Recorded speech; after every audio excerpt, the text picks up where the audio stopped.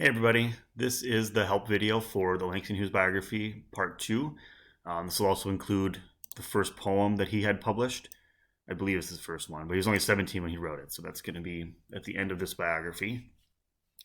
So, the purpose of this again is to learn about the life of Langston Hughes and understand his experiences as an African American author during the Harlem Renaissance.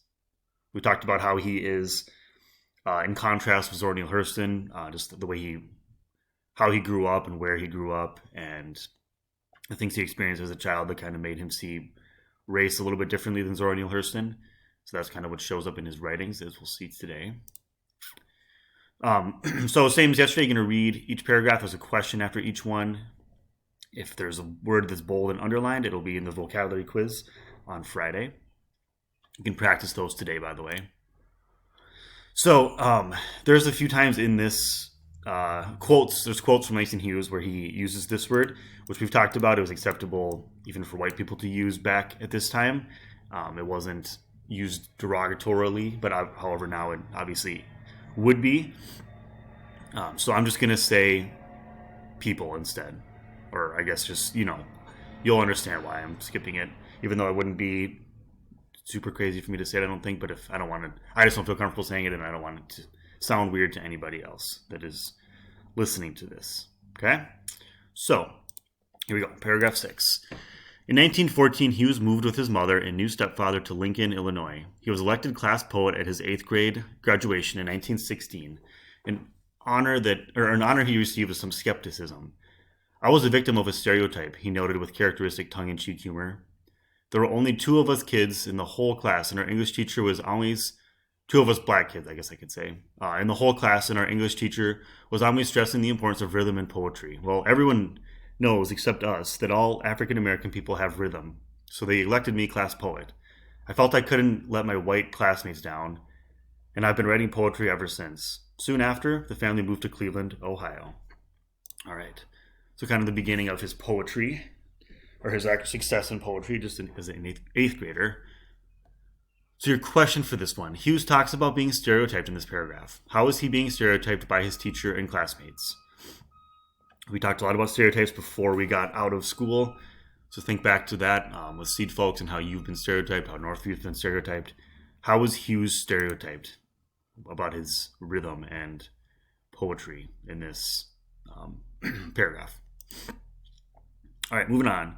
Paragraph 7. After graduating from high school in Cleveland in 1920, Hughes decided to travel to Mexico to be with his father.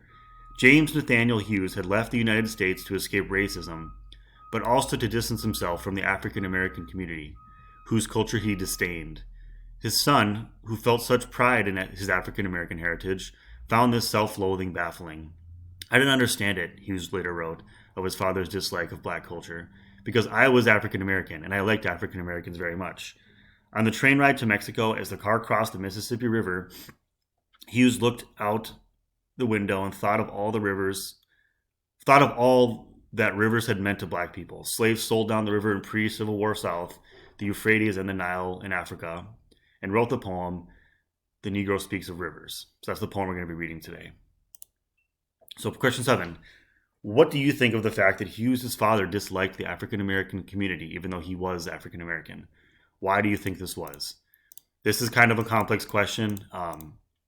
If you're stuck, I'll kind of give you a couple ideas. I don't know this for sure, but a guess could be that since African Americans were, there's so much racism going on, that from white people, that it's possible that white people just like made him feel so bad about his culture and himself that he became to like white people's culture more than his own culture. That's a real possibility, considering how all the messages he's getting are that he's less than white people, he's not as good as them. So that's kind of like what the racism was doing at the time. So you could kind of think that might be understandable if that's what his mindset was. So that's just an idea. You could have a different opinion though. Hopefully that makes sense. All right, last paragraph. After an uncomfortable year with his father, with whom he did not get along, Hughes returned to the United States in 1921.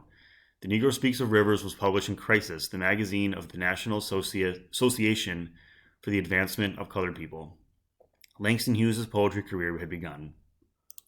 Okay, so summarize paragraph 8 in one complete sentence. Then we're going to get to the actual poem. So this is going to be 2 slides on this poem. So this is the poem that he wrote when he was 17. So as you read this, think about why did he choose to symbolize or choose to use rivers to symbolize such importance and emotions to honor African Americans. He talks about that in this paragraph. If you're stuck, go back to paragraph 7. So first, read the poem on your own. Answer this question. Using your background knowledge, what is the meaning of this poem? Think about what is he trying to convey through this short poem. Okay? Try your best. Poetry is always kind of just interpretation. There's not always a right or wrong answer. So if you think you're off, I want to know what your interpretation is, even if you think it's not right or wrong or whatever. Okay? All right. After you do that, listen to Hughes read the poem. There's a clip of him reading the actual poem. It's actually his voice, reading his own poem. So after you do this first slide, we'll go to this and he'll read the poem. After listening, do you have more knowledge of what the meaning of this poem was? And if you already knew the meaning, what was it like hearing Hughes read it? You can write that, your response here. Okay? All right. That's all for this video. I hope that all makes sense. If it does not, please email me, Schoology message, or join my office hours. All right, everybody. Good luck, and I'll talk to you soon.